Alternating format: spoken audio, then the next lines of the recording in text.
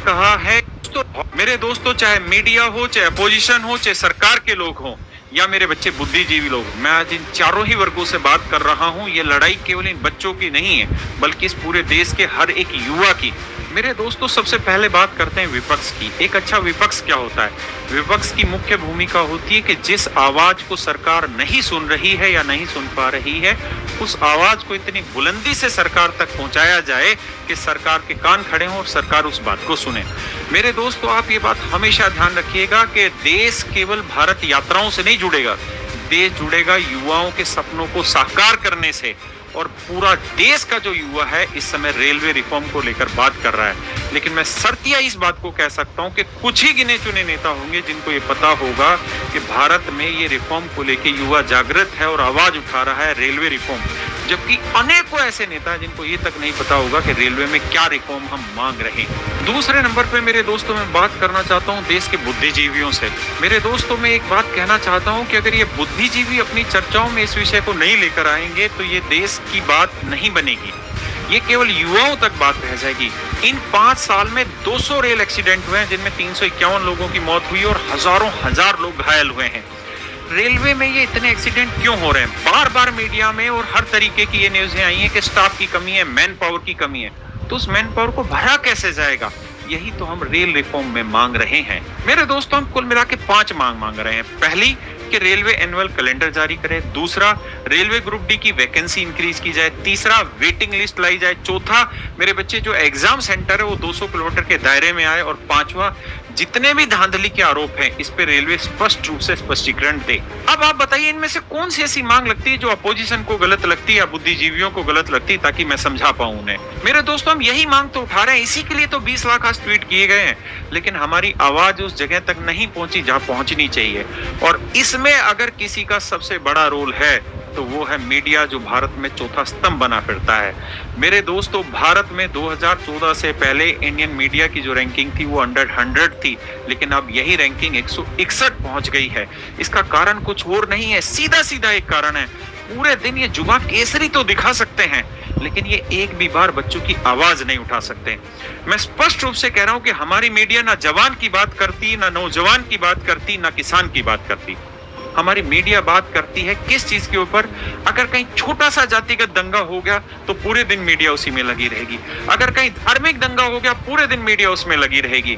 लेकिन मीडिया ये नहीं दिखा रही कि लाखों लाख नहीं, बल्कि 1.25 करोड़ बच्चे ऐसे हैं जो ग्रुप डी की वैकेंसी का वेट कर रहे थे 2018-19 से।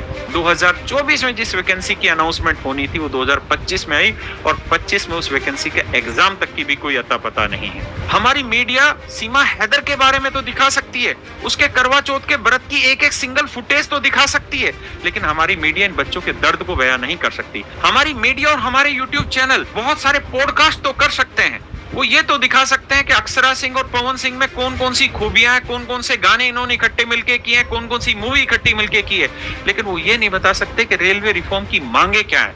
रेलवे की जब एक बच्चा तैयारी करता है तो वो क्या आपसे मांग करता है, क्या वो चाहता है, आप इतनी बेसिक डिटेल नहीं बता सकते तो फिर कैसे ये देश का चौथा स्तंभ आपको कहा जाए। और आप शर्म करिए, कैसे आप बोतल बाबा के ऊपर 1-1 घंटे का शो बना सकते हैं। लेकिन रेलवे ने इन बच्चों की जिंदगी झंड कर दी, इनको बोतल में बंद करके और ऊपर से ढक्कन बंद कर दिया, इनका सांस लेना भारी है। आप इस चीज को नहीं दिखा सकते।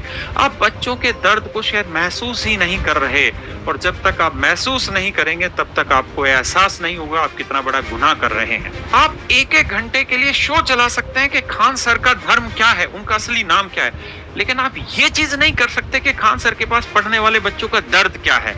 और जो चट्टन टॉप टाइप के यूट्यूब चैनल हैं, ये कुछ पैसे के लिए टीचरों के पॉडकास्ट कर लेंगे, उनकी क्लासों में आके सब ड्रामा कर लेंगे, लेकिन बच्चों के दर्द की अगर आवाज उठानी हो तो आवाज नहीं उठाएंगे। मेरे दोस्तों, ये वक्त है ऐसे सारे मीडिया न्यूज चैनलों तक अपनी बात पहुंचाने का। अगर अब ये हमारे लिए खड़े नहीं होंगे तो हम भी इनके दर्शक नहीं बने रहेंगे, क्योंकि ये जितने यूट्यूब चैनल है, जितने न्यूज चैनल हैं, इनको मैक्सिमम स्टूडेंट ही देखता है। अगर आज ये हमारे हक की लड़ाई नहीं लड़ेंगे, अगर हमारी आवाज नहीं उठाएंगे, तो हम भी इनके साथ नहीं होंगे। और जितने भी मीडिया चैनल हैं वो इस बात को ध्यान रखिए, अगर आज आप हमारे साथ नहीं तो अगली वीडियो डेडिकेटेडली एक एक चैनल की पोल खोलते हुए मिलेगी यहाँ। और ध्यान रखना, जब तक टीचर नहीं उतरेगा मैदान में, सुधार नहीं होगा हिंदुस्तान में। और मैं अपने सारे टीचरों से भी एक रिक्वेस्ट करना चाहता हूँ, ये वक्त आ गया कि इन सारे न्यूज चैनल और यूट्यूबर पे किसी के साथ कोई पॉडकास्ट नहीं करना है, ना किसी के पॉडकास्ट पे जाना है, जब तक ये लोग हमारी आवाज नहीं उठाएंगे। आप पैसे दे देते हैं इनको, ये पॉडकास्ट में आपकी आवाज उठा देते हैं, लेकिन जब बच्चों की बारी आती है तो ये फ्री में कुछ नहीं उठाते, इनको सबको पैसा चाहिए। तो अब जरूरत है तो पूरे हिंदुस्तान के शिक्षक समाज को एक साथ आने की जरूरत है, तो ये कि या तो ये साथ आए या फिर ये बिल्कुल दूर रहें। और मेरे दोस्तों, मेरे बच्चों, मैं आपसे भी यही कहना चाहता हूँ, लड़ाई आपकी है। ये मुहिम ना तो मैंने शुरू की जो मैं सबको निमंत्रण देता फिरूं, ये मुहिम आपकी है, आपके द्वारा शुरू की गई है। इसलिए सबको इस हवन में आहुति देनी पड़ेगी और सबको आना पड़ेगा, मन करके कोशिश करनी पड़ेगी। इस ट्विटर कैंपेन से ही बात नहीं बनेगी। हम आगे की रणनीति अगली वीडियो में आपके साथ पेश करेंगे। अभी जितने मीडिया न्यूज चैनल है, हर एक मीडिया न्यूज चैनल को ये वीडियो टैग करो ताकि वो उठें और ये ध्यान रखें कि अगर अब हमारी आवाज नहीं उठी तो फिर एक एक की बारी है, चक्कर चलेगा।